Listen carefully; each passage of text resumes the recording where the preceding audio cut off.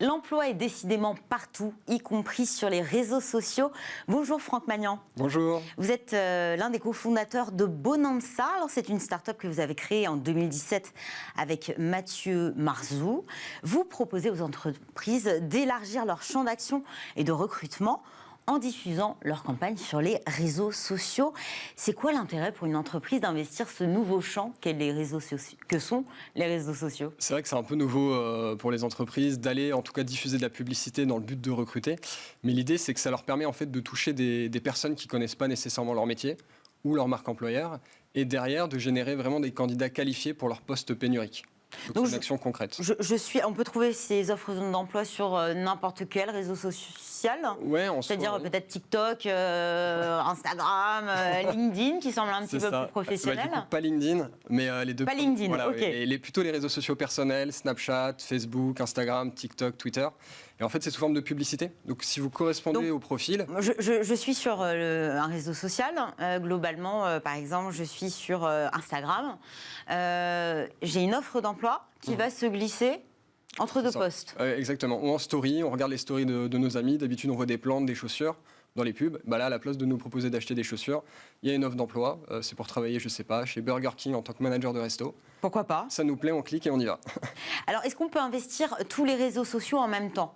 Ou il faut être beaucoup plus stratégique? Alors, je pense qu'il y a différentes méthodes. Si on le fait soi-même, c'est peut-être mieux d'y aller pas à pas. Parce qu'il faut le faire à la main, ça peut prendre du temps, c'est compliqué. Mais si on fait appel à vous, voilà, forcément. Nous, c'est une solution derrière. Donc, en fait, notre algorithme diffuse un tas de combinaisons publicitaires sur tous les réseaux sociaux en même temps.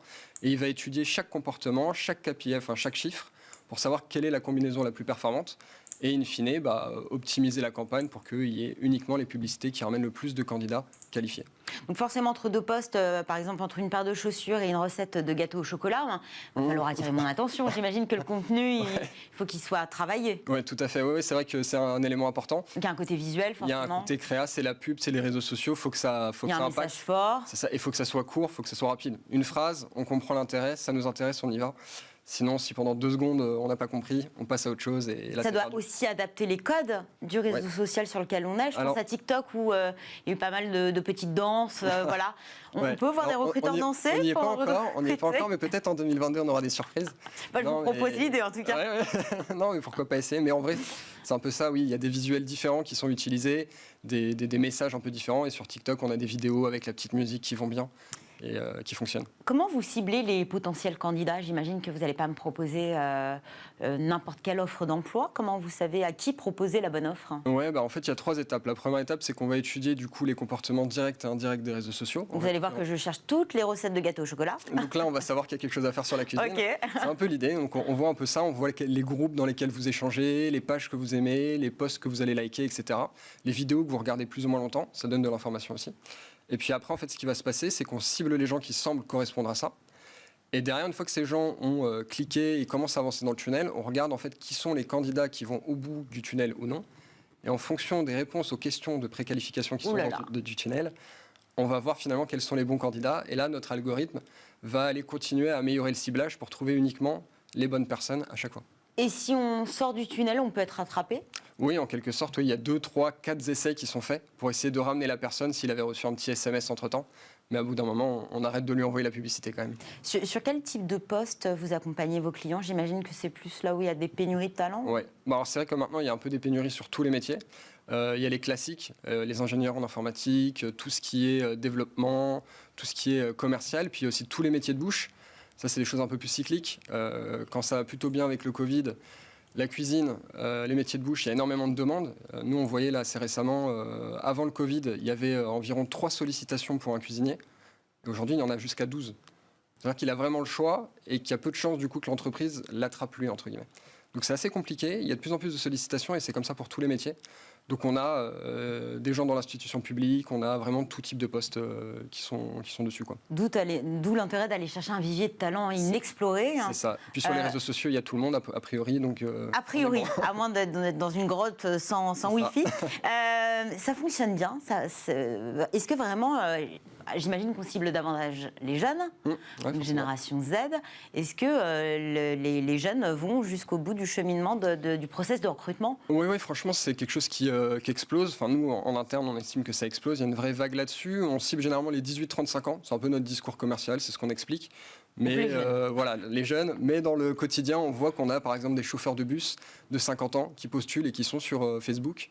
Et il n'y a pas de souci en fait. C'est pas impossible. C'est pas impossible. Et il y a vraiment beaucoup de personnes. Cette année, on a sensibilisé plus de 80 millions de personnes en France, en Angleterre et en Belgique. Et derrière, on a eu énormément de candidats, des dizaines de milliers de candidats qui ont été générés pour les clients. J'imagine que ça fonctionne mieux si on a déjà une stratégie réseaux sociaux mise en place, si on n'a aucune présence. En vrai, ça marche bien. En vrai, non, pas tant que ça. Parce que les entreprises n'ont pas besoin d'avoir de page sur les réseaux sociaux, puisque c'est une publicité qui est poussée. Donc en fait, au final, si la publicité arrive, la personne clique dessus, puis elle reste dans l'expérience candidat, c'est instantané, elle répond aux questions et sa candidature est faite. Donc le fait d'avoir une présence ou pas, ça ne change pas vraiment quelque chose. C'est juste que ça a plus d'intérêt d'en avoir une si la personne veut se renseigner après, avant l'entretien par exemple. Mais au moment de la candidature, ça ne changera rien. C'est vraiment une simplification du processus de recrutement. J'imagine que dès lors qu'on commence à répondre à quelques questions, on ne va pas avoir à forcément, en tout cas vous allez nous le dire, envoyer un CV, faire une lettre de motivation. Est-ce qu'on passe toutes ces étapes? Oui, on en passe quelques-unes. Effectivement, la lettre de motivation, dans 99% des cas, c'est mis de côté. Le CV, ça dépend. Il y a des entreprises pour lesquelles ça reste obligatoire. Parfois, c'est du CV papier, comme on le connaît, la personne met la pièce jointe. Des fois, c'est du CV vidéo, du CV même en mémo vocal, où la personne va se présenter comme ça à l'oral. Donc il y a plusieurs méthodes et l'avantage c'est que depuis le téléphone maintenant on peut à peu près tout faire, donc ça marche. C'est pas faux. Merci beaucoup Franck Magnant. Je rappelle que vous êtes le cofondateur de Bonanza. Merci beaucoup, merci d'être venu sur le plateau de Smart Job.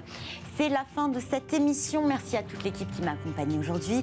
Merci à vous bien sûr de nous avoir suivis. Vous aurez le plaisir de retrouver Arnaud Ardouin l'an prochain de nouveau aux commandes de Smart Job. D'ici là, passez de très joyeuses fêtes de fin d'année.